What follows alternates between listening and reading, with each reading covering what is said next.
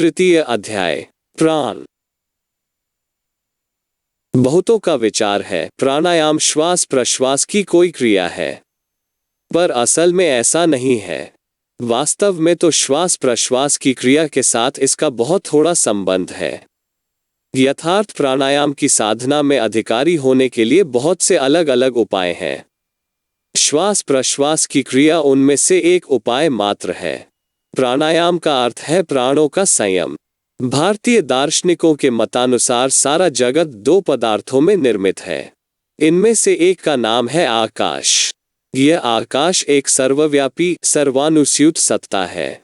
जिस किसी वस्तु का आकार है, जो कोई वस्तु कुछ वस्तुओं के मिश्रण से बनी है, वह इस आकाश से ही उत्पन्न हुई है।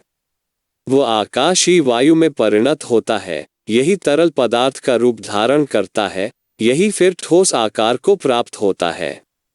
यह आकाश ही सूर्य, पृथ्वी, तारा, धूमकेतु, वाष्पीय पदार्थ पुनः आकाश में लय हो जाते हैं। बाद की सृष्टि फिर से इसी तरह आकाश से उत्पन्न होती है। किस शक्ति के प्रभाव से आकाश का जगत के रूप में परिणाम होता है? इस प्राण की शक्ति से। जिस तरह आकाश इस जगत का कारण स्वरूप अनंत सर्वव्यापी मूल पदार्थ है, प्राण भी उसी तरह जगत की उत्पत्ति की कारण स्वरूपा अनंत सर्वव्यापी विक्षेपकारी शक्ति है। कल्प के आदि में और अंत में संपूर्ण सृष्टि आकाश रूप में परिणत होती है और जगत की सारी शक्तियां प्राण में लीन हो जाती हैं। दूसरे कल्प में फिर इसी प्राण से समुदय शक्तियों का विकास होता है। यह प्राण ही गति रूप में प्रकाशित हुआ है। यही गुरुत्वाकर्षण या चुंबक शक्ति के रूप में प्रकाशित हो रहा है। यह प्राण ही स्नायविक शक्ति प्रवाह नर्व करंट के रूप में, विचार शक्ति के रूप में और समुदय दैहिक क्रिया के रूप में प्रकाशित हुआ है। विचार शक्ति से लेकर अति सामान्य दैहिक शक्ति तक सब कुछ प्राण का ही विकास है। बाह्य और अंतर्जगत की समस्त शक्तियां जब अपनी मूल अवस्था में पहुंचती हैं, तब उसी को प्राण कहते हैं। जब अस्ति और नास्ति कुछ भी न था, जब तम से तम आवृत था, तब था क्या? यह आकाश ही गतिशून्य होकर अवस्थित था। यह ठीक है कि प्राण का किसी प्रकार का प्रकाश न था, परंतु तब भी प्राण का अस्तित्व था। हम आधुनिक विज्ञान द्वारा भी समझ सकते हैं कि संसार में जितने प्रकार की शक्तियों का विकास हुआ है, उनकी समष्टि चिरकाल तक समान रहती है। वे शक्तियां कल्प के अंत में शांत भाव धारण करती हैं, अव्यक्त अवस्था में गमन करती हैं और दूसरे कल्प के आदि में वे ही फिर से व्यक्त होकर आकाश पर कार्य करती रहती हैं। इसी आकाश से परिदृश्यमान साकार वस्तुएं उत्पन्न होती हैं और आकाश के परिणाम प्राप्त होने पर यह प्राण भी नाना प्रकार की शक्तियों में परिणत होता रहता है। इस प्राण के यथार्थ तत्व को जानना और उसको संयत करने की चेष्टा करना ही प्राणायाम का प्रकृत अर्थ है। इस प्राणायाम में सिद्ध होने पर हमारे लिए मानो अनंत शक्ति का द्वार खुल जाता है। मान लो किसी व्यक्ति की समझ में यह प्राण का विषय पूरी तरह आ गया और वह उस पर विजय प्राप्त करने में भी कृतकार्य हो गया, तो फिर संसार में ऐसी कौन सी शक्ति है जो उसके अधिकार में न आए? उसकी आज्ञा से चंद्र सूर्य अपनी जगह से हिलने लगते हैं। क्षुद्रतम परमाणु से बृहत्तम सूर्य तक सभी उसके वशीभूत हो जाते हैं, क्योंकि उसने प्राण को जीत लिया है। प्रकृति को वशीभूत करने की शक्ति प्राप्त करना ही प्राणायाम की साधना का लक्ष्य है। जब योगी सिद्ध हो जाते हैं, तब प्रकृति में ऐसी कोई वस्तु नहीं जो उनके वश में न आ जाए। यदि वे देवताओं का आह्वान करेंगे तो वे उनकी आज्ञा मात्र से आ उपस्थित होंगे। यदि मृत व्यक्तियों को आने की आज्ञा देंगे तो वे तुरंत हाजिर हो जाएंगे। प्रकृति की समुदय शक्ति उनकी आज्ञा से दासी की तरह काम करने लगेगी। आज्ञा जन योगी के इन कार्यकलापों को अलौकिक समझते हैं। हिंदुओं का यह एक विशेषत्व है कि वे जिस किसी तत्व की आलोचना करते हैं, पहले उसके भीतर यथासंभव एक साधारण भाव का अनुसंधान करते हैं और उसके भीतर जो कुछ विशेष है, उसको बाद में मीमांसा के लिए रख देते हैं। वेद में यह प्रश्न बार बार पूछा गया है, कस्मिनु भगवो विज्ञाते सर्वमिदं विज्ञात भवति? ऐसी कौन सी वस्तु है जिसका ज्ञान होने पर सब कुछ ज्ञात हो जाता है? इस प्रकार हमारे जितने शास्त्र हैं, जितने दर्शन हैं, सब के सब उसी के निर्णय में लगे हुए हैं, जिसके जानने से सब कुछ जाना जा सकता है। यदि कोई व्यक्ति जगत का तत्व थोड़ा थोड़ा करके जानना चाहे तो उसे अनंत समय लग जाएगा, क्योंकि फिर तो उसे बालू के एक एक कण तक को भी अलग अलग रूप से जानना होगा। अतः यह स्पष्ट है कि इस प्रकार सब कुछ जानना एक प्रकार से असंभव है। तब फिर इस प्रकार के ज्ञान लाभ की संभावना कहाँ है? एक एक विषय को अलग अलग रूप से जानकर मनुष्य के लिए सर्वज्ञ होने की संभावना कहाँ है? योगी कहते हैं, इन सब विशिष्ट अभिव्यक्तियों के पीछे एक साधारण सत्ता है। उसको पकड़ सकने या जान लेने पर सब कुछ जाना जा सकता है। इसी प्रकार वेदों में संपूर्ण जगत को उस एक अखंड निरपेक्ष सत्स्वरूप में पर्यवसित किया है। जिन्होंने इस अस्थि स्वरूप को पकड़ा है वे ही संपूर्ण विश्व को समझ सके हैं।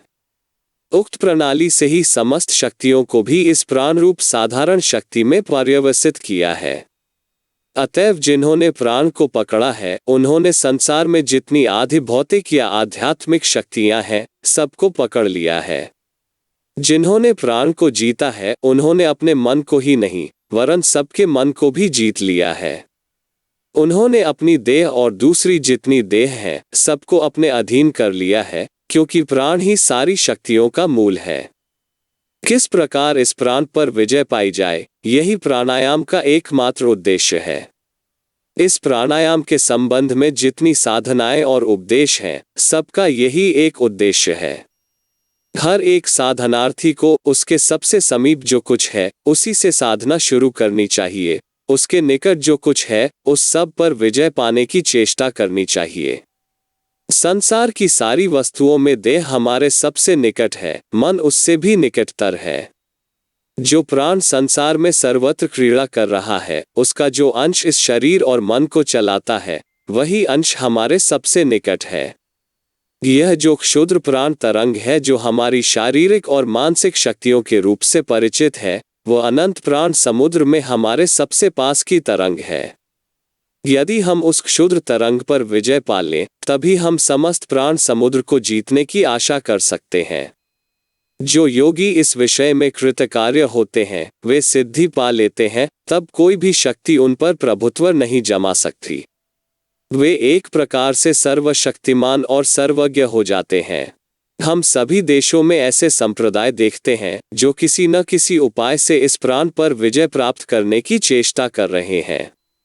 इस देश में, अमेरिका में, हम मन की शक्ति से आरोग्य करने वाले माइंड हीलर्स, विश्वास से आरोग्य करने वाले फेथ हीलर्स, स्पिरिचुअलिस्ट्स, क्रिश्चियन साइंटिस्ट्स, हिप्नोटिस्ट्स आदि अनेक संप्रदाय देखते हैं। यदि हम इन मतों का विशेष रूप से विश्लेषण करें तो देखेंगे कि इन सब मतों के मूल में, वे फिर जाने या न जाने, प्राणायाम ही है। उन सब मतों के मूल में एक ही बात है, वे सब एक ही शक्ति को लेकर कार्य कर रहे हैं, पर हाँ, वे उसके संबंध में कुछ जानते नहीं। उन लोगों ने एकाएक मानो एक शक्ति का आविष्कार कर डाला है, परंतु उस शक्ति के स्वरूप के संबंध में बिल्कुल अनभिज्ञ हैं। योगी जिस शक्ति का परिचालन करते हैं, ये भी बिना जाने बूझे उसी का परिचालन कर रहे हैं। वह प्राण की ही शक्ति है। यह प्राण ही समस्त प्राणियों के भीतर जीवनी शक्ति के रूप में विद्यमान है। मनोवृत्ति इसकी सूक्ष्मतम और उच्चतम अभिव्यक्ति है, जिसे हम साधारणतः मनोवृत्ति की आख्या देते हैं। मनोवृत्ति कहने से केवल उसका बोध नहीं होता।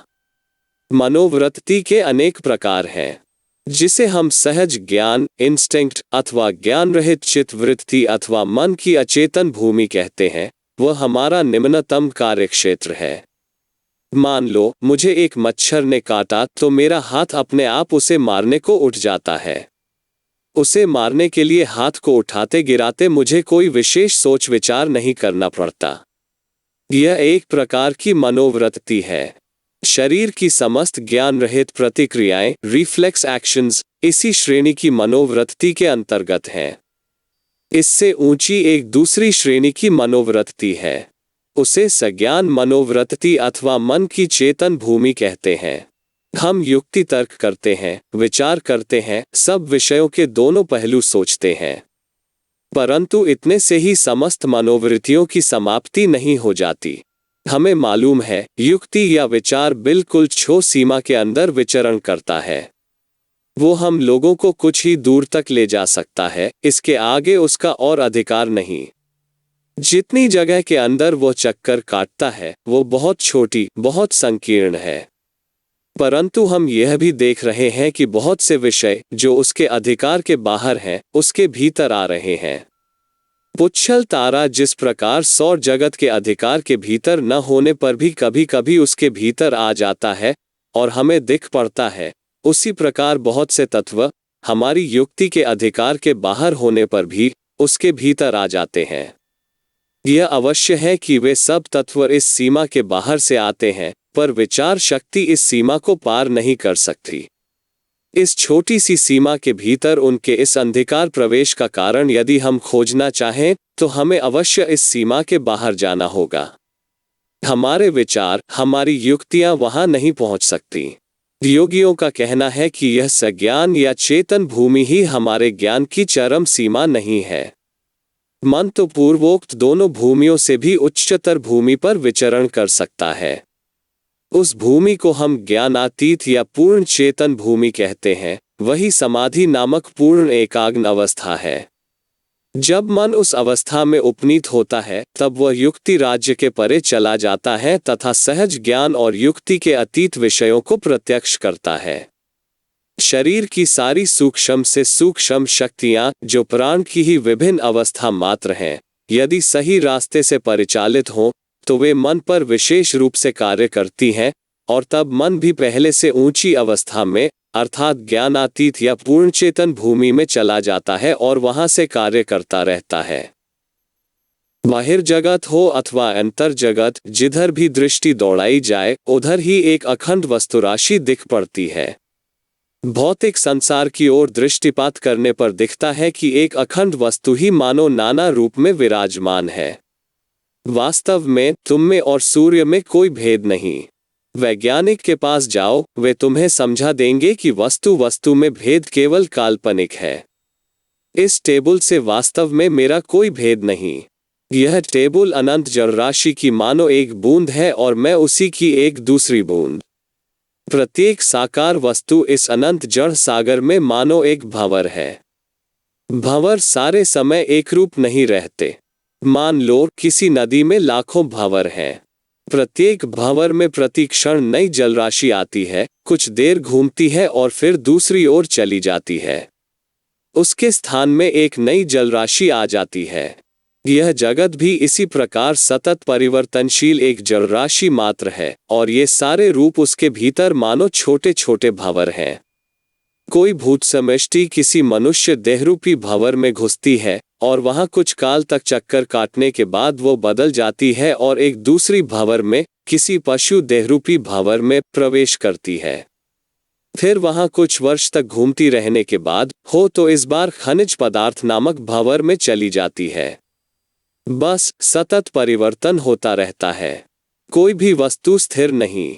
मेरा शरीर, तुम्हारा शरीर नामक वास्तव में कोई वस्तु नहीं। वैसा कहना केवल मुख की बात है। केवल एक अखंड जड़ राशि है। उसी के किसी बिंदु का नाम है चंद्र, किसी को सूर्य, किसी को मनुष्य, किसी को पृथ्वी। कोई बिंदु उद्भिद है तो कोई खनिज पदार्थ। इनमें से कोई भी सदा एक भाव से नहीं रहता। सभी वस्तुओं का सतत परिवर्तन हो रहा है। जड़ का एक बार संश्लेषण होता है, फिर विश्लेषण। अंतर जगत के संबंध में भी ठीक यही बात है। संसार की समस्त वस्तुएं ईथर, आकाश तत्व से उत्पन्न हुई हैं, अतएव इसको हम सारी जड़ वस्तुओं के प्रतिनिधि के रूप में ग्रहण कर सकते हैं। प्राण की सूक्ष्मतर स्पंदनशील अवस्था में इस ईथर को मन का भी प्रतिनिधि स्वरूप कहा जा सकता है। अतएव संपूर्ण मनोजगत भी एक अखंड स्वरूप है। जो अपने मन में यह अति सूक्ष्म कंपन उत्पन्न कर सकते हैं, वे देखते हैं कि सारा जगत सूक्ष्माति सूक्ष्म कंपनों की समष्टि मात्र है। किसी किसी औषध में हमको इस सूक्ष्म अवस्था में पहुंचा देने की शक्ति रहती है, यद्यपि उस समय हम इंद्रिय राज्य के भीतर ही रहते हैं। तुम में से बहुतों को सर हम्फ्री डेवी के प्रसिद्ध प्रयोग की बात याद होगी। हास्योत्पादक वाष्प लाफिंग गैस ने जब उनको अभिभूत कर लिया, तब वे स्तब्ध और निस्पंद होकर खड़े रहे। कुछ देर बाद जब होश आया तो बोले, सारा जगत भावराशि की समष्टि मात्र है। कुछ समय के लिए सारे स्थूल कंपन ग्रॉस वाइब्रेशंस चले गए थे और केवल सूक्ष्म कंपन, जिनको उन्होंने भावराशि कहा था, बचे रहे थे। उन्होंने चारों ओर केवल सूक्ष्म कंपन देखे थे। संपूर्ण जगत उनकी आंखों में मानो एक महान भाव समुद्र में परिणत हो गया था। उस महासमुद्र में वे और जगत की प्रत्येक व्यष्टि मानो एक एक छोटा भाव भंवर बन गई थी। इस प्रकार हम देखते हैं कि अंतर जगत में भी एक अखंड भाव विद्यमान है, और अंत में जब हम बाह्य अंतर संपूर्ण जगत को छोड़कर उस आत्मा के समीप जाते हैं, तब वहां एक अखंड के अतिरिक्त और कुछ नहीं अनुभव करते। स्थूल और सूक्ष्म सब प्रकार की गतियों के पीछे वही एक अखंड सत्ता अपनी महिमा में विराजमान है। यहाँ तक कि इन परिदृश्यमान गतियों के भीतर भी, शक्ति की स्थूल अभिव्यक्तियों के भीतर भी केवल एक अखंड भाव विद्यमान है। इन सत्यों को अब अस्वीकार नहीं किया जा सकता, क्योंकि ये सब विज्ञान द्वारा प्रमाणित हो चुके हैं। आधुनिक पदार्थ विज्ञान ने यह प्रमाणित कर दिया है कि शक्ति समष्टि सर्वत्र समान है, और यह भी सिद्ध हो चुका है कि यह शक्ति समष्टि दो तरह से अवस्थित है, कभी स्थिमित या अव्यक्त अवस्था में और कभी व्यक्त अवस्था में। व्यक्त अवस्था में वो इन नानाविध शक्तियों के रूप धारण करती है। इस प्रकार वो अनंत काल से कभी व्यक्त और कभी अव्यक्त भाव धारण करती आ रही है। इस शक्तिरूपी प्राण के संयम का नाम ही प्राणायाम है। इस प्राणायाम के साथ श्वास प्रश्वास की क्रिया का संबंध बहुत थोड़ा है। यथार्थ प्राणायाम का अधिकारी होने में यह श्वास प्रश्वास की क्रिया एक उपाय मात्र है। मनुष्य देह में प्राण का सबसे स्पष्ट प्रकाश है फेफड़े की गति। यदि यह गति रुक जाए तो देह की सारी क्रिया तुरंत बंद हो जाएगी। शरीर के भीतर जो अन्यान्य शक्तियां कार्य कर रही थीं, वे भी शांत भाव धारण कर लेंगी। पर ऐसे भी व्यक्ति हैं जो अपने को इस प्रकार शिक्षित कर लेते हैं कि उनके फेफड़े की गति रुक जाने पर भी उनका शरीर नहीं जाता। ऐसे बहुत से व्यक्ति हैं जो बिना सांस लिए कई महीने तक जमीन के अंदर गड़े रह सकते हैं, तो भी उनका देह नाश नहीं होता। सूक्ष्मतर शक्ति के पास जाने के लिए हमें स्थूलतर शक्ति की सहायता लेनी पड़ती है। इस प्रकार क्रमशः सूक्ष्म से सूक्ष्मतर शक्ति में जाते हुए अंत में हम चरम लक्ष्य पर पहुंच जाते हैं। शरीर में जितने प्रकार की क्रियाएं हैं, उनमें फेफड़े की क्रिया ही सबसे सहज रूप से प्रत्यक्ष है। वो मानो देह के भीतर गति नियामक चक्र के रूप में अन्य सब शक्तियों को चला रही है। प्राणायाम का यथार्थ अर्थ है फेफड़े की इस गति का रोध करना। इस गति के साथ श्वास का निकट संबंध है। यह गति श्वास प्रश्वास द्वारा उत्पन्न नहीं होती, वरन वही श्वास प्रश्वास की गति को उत्पन्न कर रही है। यह गति ही पंप की भांति वायु को भीतर खींचती है। प्राण इस फेफड़े को चलाता है और फेफड़े की यह गति फिर वायु को सींचती है। इस तरह यह स्पष्ट है कि प्राणायाम श्वास प्रश्वास की क्रिया नहीं है। पेशियों की जो शक्ति फेफड़े को बुलाती है, उनको वश में लाना ही प्राणायाम है। जो शक्ति स्नायुओं में भीतर से मांसपेशियों के पास जाती है और जो फेफड़े का संचालन करती है, वही प्राण है। प्राणायाम की साधना में हमें उसी को वश में लाना है। जब प्राण पर विजय प्राप्त हो जाएगी, तब हम देखेंगे कि शरीरस्थ प्राण की अन्यान्य सभी क्रियाएं हमारे अधिकार में आ गई हैं। मैंने स्वयं ऐसे व्यक्ति देखे हैं जिन्होंने अपने शरीर की सारी पेशियों को वशीभूत कर लिया है, अर्थात वे उनको इच्छानुसार चला सकते हैं, और वे ऐसा कर भी क्यों न सकें? यदि कुछ पेशियां हमारी इच्छा के अनुसार चलाई जा सकती हो, तो दूसरी सब पेशियों और स्नायुओं को हम इच्छानुसार क्यों न चला सकेंगे? इसमें असंभव क्या है? कभी हमारी इस संयम शक्ति का लोप हो गया है और वे पेशियां इच्छानुसार स्वयं हो गई हैं। हम इच्छानुसार कानों को नहीं हिला सकते, परंतु हम जानते हैं कि पशुओं में यह शक्ति है। हम में यह शक्ति इसलिए नहीं है कि हम इसे काम में नहीं लाते। इसी को क्रम अवनति अथवा पूर्वावस्था की ओर पुनरावर्तन एटेविज्म कहते हैं। फिर हम यह भी जानते हैं कि जिस शक्ति ने अभी अव्यक्त भाव धारण किया है उसे हम फिर से व्यक्तावस्था में ला सकते हैं। दृढ़ अभ्यास के द्वारा शरीर की अनेक क्रियाएं जो अभी हमारी इच्छा के अधीन नहीं, फिर से पूरी तरह वश में लाई जा सकती हैं। इस प्रकार विचार करने पर दिख पड़ता है कि शरीर का प्रत्येक अंश हम पूरी तरह अपनी इच्छा के अधीन कर सकते हैं। इसमें कुछ भी असंभव नहीं, बल्कि यह तो पूर्ण रूपेण संभव है। योगी प्राणायाम द्वारा इसमें कृतकार्य होते हैं। तुम लोगों ने योग शास्त्र के बहुत से ग्रंथों में लिखा देखा होगा कि श्वास लेने के समय संपूर्ण शरीर को प्राण से पूर्ण कर लो। अंग्रेजी अनुवाद में प्राण शब्द का अर्थ किया गया है श्वास। इससे तुम्हें सहज ही संदेह हो सकता है कि श्वास से संपूर्ण शरीर को कैसे पूरा किया जाए। वास्तव में यह अनुवादक का दोष है। देह के सारे अंगों को प्राण अर्थात इस जीवनी शक्ति द्वारा भरा जा सकता है, और जब तुम इससे कृतकार्य होगे तो संपूर्ण शरीर तुम्हारे वश में हो जाएगा। देह की समस्त व्याधियां, सारे दुख तुम्हारी इच्छा के अधीन हो जाएंगे। इतना ही नहीं, दूसरे के शरीर पर भी अधिकार जमाने में तुम कृतकार्य हो जाओगे। संसार में भला बुरा जो कुछ है सभी संक्रामक है। यदि तुम्हारा शरीर किसी विशेष अवस्था में हो तो उसकी प्रवृत्ति दूसरों में भी वही अवस्था उत्पन्न करने की होगी। यदि तुम सबल और स्वस्थकाय रहो तो तुम्हारे समीपवर्ती व्यक्तियों में भी मानो कुछ स्वस्थ भाव, कुछ सबल भाव आएगा। और यदि तुम रुग्ण और दुर्बल रहो तो देखोगे तुम्हारे निकटवर्ती दूसरे व्यक्ति भी मानो कुछ रुग्ण और दुर्बल हो रहे हैं। तुम्हारी देह का कंपन मानो दूसरे के भीतर संचारित हो जाएगा। जब एक व्यक्ति दूसरे को रोग मुक्त करने की चेष्टा करता है तब उसका पहला प्रयत्न यह होता है कि उसका स्वास्थ्य दूसरे में संचारित हो जाए। यही आदिम चिकित्सा प्रणाली है।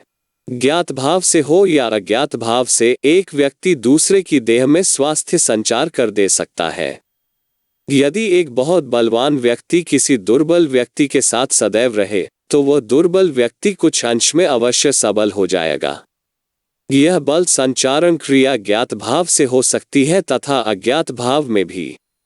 जब यह क्रिया ज्ञात भाव से की जाती है तब इसका कार्य और भी शीघ्र तथा उत्तम रूप से होता है। एक और दूसरे प्रकार की भी आरोग्य प्रणाली है जिसमें आरोग्यकारी स्वयं बहुत स्वस्थकाय न होने पर भी दूसरे के शरीर में स्वास्थ्य का संचार कर दे सकता है। इन स्थलों में इस आरोग्यकारी व्यक्ति को कुछ परिमाण में प्राणजयी समझना चाहिए। वह कुछ समय के लिए अपने प्राण में मानो एक विशेष कंपन उत्पन्न करके दूसरे के शरीर में उसका संचार कर देता है। अनेक स्थलों में यह कार्य बहुत दूर से भी साधित हुआ है। यदि सचमुच में दूरत्व का अर्थ क्रमविच्छेद ब्रेक हो तो दूरत्व नामक कोई चीज नहीं। ऐसा दूरत्व कहाँ है जहां परस्पर कुछ भी संबंध, कुछ भी योग नहीं? सूर्य में और तुम में क्या वास्तविक कोई क्रमविच्छेद है? नहीं, यह तो समस्त एक अविच्छिन्न अखंड वस्तु है। तुम उसके एक अंश हो और सूर्य उसका एक दूसरा अंश। नदी के एक भाग और दूसरे भाग में क्या क्रमविच्छेद है? तो फिर शक्ति भी एक जगह से दूसरी जगह क्यों न भ्रमण कर सकेगी? इसके विरोध में तो कोई युक्ति नहीं दी जा सकती है। दूर से आरोग्य करने की घटनाएं बिल्कुल सत्य हैं। इस प्राण को बहुत दूर तक संचालित किया जा सकता है, पर हाँ, इसमें धोखेबाजी बहुत है। यदि इसमें एक घटना सत्य हो तो अन्य सैकड़ों असत्य और छल कपट के अतिरिक्त और कुछ नहीं। लोग इसे जितना सहज समझते हैं यह उतना सहज नहीं। अधिकतर स्थलों में तो देखोगे कि आरोग्य करने वाले चंगा करने के लिए मानव देह की स्वाभाविक स्वस्थता की ही सहायता लेते हैं। एक एलोपैथ चिकित्सक आता है, हैजे के रोगियों की चिकित्सा करता है और उन्हें दवा देता है। एक होम्योपैथ चिकित्सक आता है, वह भी रोगियों को अपनी दवा देता है और शायद एलोपैथ की अपेक्षा अधिक रोगियों को चंगा कर देता है। ऐसा क्यों? इसलिए कि वह रोगी के शरीर में किसी तरह का विपर्य लाकर प्रकृति को अपनी चाल से काम करने देता है। और विश्वास के बल से आरोग्य करने वाला तो और भी अधिक रोगियों को चंगा कर देता है। क्योंकि वो अपनी इच्छा शक्ति द्वारा कार्य करके विश्वास बल से रोगी की प्रसुप्त प्राण शक्ति को प्रबुद्ध कर देता है। परंतु विश्वास बल से रोगों को अच्छा करने वालों को सदा एक भ्रम हुआ करता है। वे सोचते हैं कि साक्षात विश्वास ही लोगों को रोग मुक्त करता है। वास्तव में यह नहीं कहा जा सकता कि केवल विश्वास इसका कारण है। ऐसे भी रोग हैं जिसमें रोगी स्वयं नहीं समझ पाता कि उसके कोई रोग है। रोगी का अपनी निरोगता पर अतीव विश्वास ही रोग का एक प्रधान लक्षण है और इससे आसन्न मृत्यु की सूचना होती है। इन सब स्थलों में केवल विश्वास से रोग नहीं टलता। यदि विश्वास ही रोग की जड़ काटता हो तो वे रोगी मौत के मुंह में न गए होते। वास्तव में रोग तो इस प्राण की शक्ति से ही दूर होता है। प्राणजित पवित्रात्मा पुरुष अपने प्राण को एक निर्दिष्ट कंपन में ले जा सकते हैं और उसे दूसरे में संचारित करके उसके भीतर भी उसी प्रकार का कंपन पैदा कर सकते हैं। तुम प्रतिदिन की घटना से यह प्रमाण ले सकते हो। मैं वक्तृता दे रहा हूँ। वक्तृता देते समय मैं क्या कर रहा हूँ? मैं अपने मन के भीतर मानो एक विशिष्ट कंपन पैदा कर रहा हूँ और मैं इस विषय में जितना ही कृतकार्य होऊंगा, तुम मेरी बात सुनकर उतने ही प्रभावित होगे। तुम लोगों को मालूम है, वक्तृता देते देते मैं जिस दिन मस्त हो जाता हूँ, उस दिन मेरी वक्तृता तुमको बहुत अच्छी लगती है, पर जब कभी मेरी उत्तेजना घट जाती है, तो तुम्हें मेरी वक्तृता में उतना आनंद नहीं मिलता। जगत को हिला डुला देने वाले तीव्र इच्छा शक्ति संपन्न महापुरुष अपने प्राण में बहुत ऊंचा कंपन उत्पन्न करके उस प्राण के वेग को इतना अधिक कर सकते हैं और उसको इतनी शक्ति से युक्त कर सकते हैं कि वो दूसरे को पल भर में लपेट लेती है। हजारों मनुष्य उनकी ओर खिंच जाते हैं और संसार के आधे लोग उनके भाव से परिचालित हो जाते हैं। जगत में जितने महापुरुष हुए हैं, सभी प्राणजित थे। इस प्राण संयम के बल से वे प्रबल इच्छा शक्ति संपन्न हो गए थे। वे अपने प्राण के भीतर अति उच्च कंपन पैदा कर सकते थे और उसी से उन्हें समस्त संसार पर प्रभाव विस्तार करने की क्षमता प्राप्त हुई थी। संसार में तेज या शक्ति के जितने विकास देखे जाते हैं, सभी प्राण के संयम से उत्पन्न होते हैं। मनुष्य को यह तथ्य भले ही मालूम न हो, पर और किसी तरह इसकी व्याख्या नहीं हो सकती। तुम्हारे शरीर में यह प्राण कभी एक ओर अधिक और दूसरी ओर कम हो जाता है। प्राण के इस प्रकार असामंजस्य से ही रोग की उत्पत्ति होती है। अतिरिक्त प्राण को हटाकर जहां प्राण का अभाव है, वहां का अभाव भर सकने से ही रोग अच्छा हो जाता है। प्राण कहाँ अधिक है और कहाँ अल्प, इसका ज्ञान प्राप्त करना भी प्राणायाम का अंग है। अनुभव शक्ति इतनी सूक्ष्म हो जाएगी कि मन समझ जाएगा, पैर के अंगूठे में या हाथ की उंगली में जितना प्राण आवश्यक है, उतना वहां नहीं है, और मन उस प्राण के अभाव को पूरा करने में भी समर्थ हो जाएगा। इस प्रकार प्राणायाम के अनेक अंग हैं। इनको धीरे धीरे एक के बाद एक सीखना होगा। अतएव यह स्पष्ट है कि विभिन्न रूपों में प्रकाशित प्राण का संयम करना और उसको विभिन्न प्रकार से चलाना ही राजयोग का एकमात्र लक्ष्य है। जब कोई अपनी समुदय शक्तियों का संयम करता है, तब वो अपनी देह के भीतर के प्राण का ही संयम करता है। जब कोई ध्यान करता है तो भी समझना चाहिए कि वो प्राण का ही संयम कर रहा है। महासागर की ओर यदि देखो तो प्रतीत होगा कि वहां पर्वतकाय बड़ी बड़ी तरंगे हैं, फिर छोटी छोटी तरंगे भी हैं और छोटे छोटे बुलबुले भी। पर इन सब के पीछे वही अनंत महासमुद्र है। एक ओर वह छोटा बुलबुला अनंत समुद्र से युक्त है, फिर दूसरी ओर वह बड़ी तरंग भी उसी महासमुद्र से युक्त है। इसी प्रकार संसार में कोई महापुरुष हो सकता है और कोई छोटा बुलबुला जैसा सामान्य व्यक्ति, परंतु सभी उसी अनंत महाशक्ति समुद्र से युक्त हैं। इस महाशक्ति से जीव का जन्मगत संबंध है। जहां भी जीवनी शक्ति का प्रकाश देखो, वहां समझना कि उसके पीछे अनंत शक्ति का भंडार है। एक छो फफूंदी है, वह संभव है इतना छोटा, इतना सूक्ष्म हो कि उसे अनुवीक्षण यंत्र द्वारा देखना पड़े। उससे आरंभ करो, देखोगे कि वो अनंत शक्ति के भंडार से क्रमशः शक्ति संग्रह करके एक अन्य रूप धारण कर रहा है। कालांतर में वो उद्भिद के रूप में परिणत होता है, वही फिर एक पशु का आकार ग्रहण करता है फिर मनुष्य का रूप लेकर वही अंत में ईश्वर रूप में परिणत हो जाता है। हाँ, इतना अवश्य है कि प्राकृतिक नियम से इस व्यापार के घटते घटते लाखों साल पार हो जाते हैं। परंतु यह समय है क्या? साधना का वेग बढ़ा देकर समय काफी घटाया जा सकता है। योगियों का कहना है कि साधारण प्रयत्न से जिस काम को अधिक समय लगता है, वही वेग बढ़ा देने पर बहुत थोड़े समय में सध सकता है। हो सकता है कोई मनुष्य इस संसार की अनंत शक्ति राशि में से बहुत थोड़ी थोड़ी शक्ति लेकर चले। इस प्रकार चलने पर उसे देव जन्म प्राप्त करते संभव है 1,00,000 वर्ष लग जाएं, फिर और भी ऊंची अवस्था प्राप्त करते शायद 5,00,000 वर्ष लगे, फिर पूर्ण सिद्ध होते और भी 5,00,000 साल लगे। पर उन्नति का वेग बढ़ा देने पर यह समय कम हो जाता है। पर्याप्त प्रयत्न करने पर 6 वर्ष या 6 महीने में ही यह सिद्धि लाभ क्यों न हो सकेगा? युक्ति तो बताती है कि इसमें कोई निर्दिष्ट सीमाबद्ध समय नहीं है। सोचो, कोई वाष्पीय यंत्र निर्दिष्ट परिमाण में कोयला देने पर प्रति घंटा 2 मील चल सकता है, तो अधिक कोयला देने पर वह और भी शीघ्र चलेगा। इसी प्रकार यदि हम भी तीव्र वेग संपन्न हो तो इसी जन्म में मुक्ति लाभ क्यों न कर सकेंगे? हाँ, हम यह जानते अवश्य हैं कि अंत में सभी मुक्ति पाएंगे, पर इस प्रकार युग युग तक हम प्रतीक्षा क्यों करें? इसी क्षण इस शरीर में ही, इस मनुष्य देह में ही हम मुक्ति लाभ करने में समर्थ क्यों न होंगे? हम इसी समय वो अनंत ज्ञान, वो अनंत शक्ति क्यों न प्राप्त कर सकेंगे? आत्मा की उन्नति का वेग बढ़ाकर किस प्रकार थोड़े समय में मुक्ति पाई जा सकती है, यही सारी योग विद्या का लक्ष्य और उद्देश्य है। जब तक सारे मनुष्य मुक्त नहीं हो जाते, तब तक प्रतीक्षा करते हुए थोड़ा थोड़ा करके अग्रसर न होकर प्रकृति के अनंत शक्ति भंडार में से शक्ति ग्रहण करने की शक्ति बढ़ाकर किस प्रकार शीघ्र मुक्ति लाभ किया जा सकता है, योगियों ने इसका उपाय खोज निकाला है।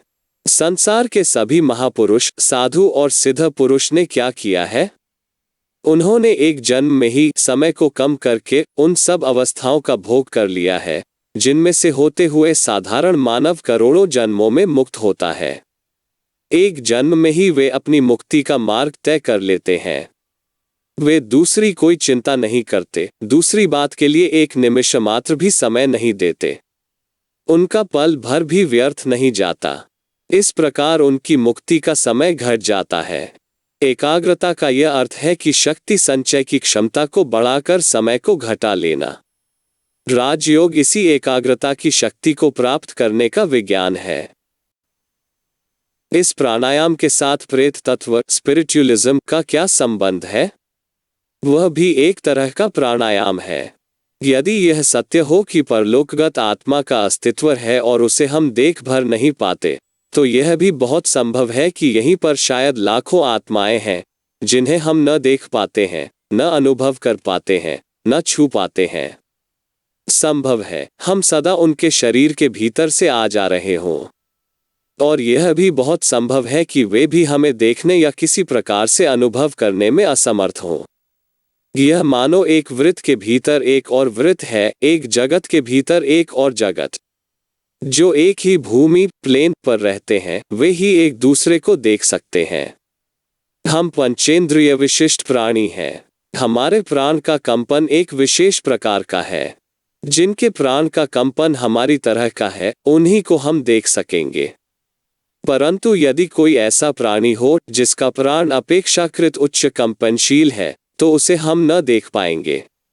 प्रकाश की उज्ज्वलता अत्यंत अधिक बढ़ जाने पर हम उसे नहीं देख पाते, किंतु बहुत से प्राणियों की आंखें ऐसी शक्ति युक्त हैं कि वे उस तरह का प्रकाश देख सकती हैं। इसके विपरीत यदि आलोक के परमाणुओं का कंपन अत्यंत मृदु या हल्का हो तो भी उसे हम नहीं देख पाते, परंतु उल्लू और बिल्ली आदि प्राणी उसे देख लेते हैं। हमारी दृष्टि इस प्राण कंपन के एक विशेष प्रकार को ही देखने में समर्थ है। इसी प्रकार वायु राशि की बात लो। वायु मानव स्तर पर स्तर रची हुई है। पृथ्वी का निकटवर्ती स्तर अपने से ऊंचे वाले स्तर से अधिक घना है, और इस तरह हम जितने ऊंचे उठते जाएंगे हमें यही दिखेगा कि वायु क्रमशः तरल होती जा रही है। इसी प्रकार समुद्र की बात लो, समुद्र के जितने ही गहरे प्रदेश में जाओगे, पानी का दबाव उतना ही बढ़ेगा। जो प्राणी समुद्र के नीचे रहते हैं वे कभी ऊपर नहीं आ सकते, क्योंकि यदि वे आए तो उसी समय उनका शरीर टुकड़े टुकड़े हो जाए।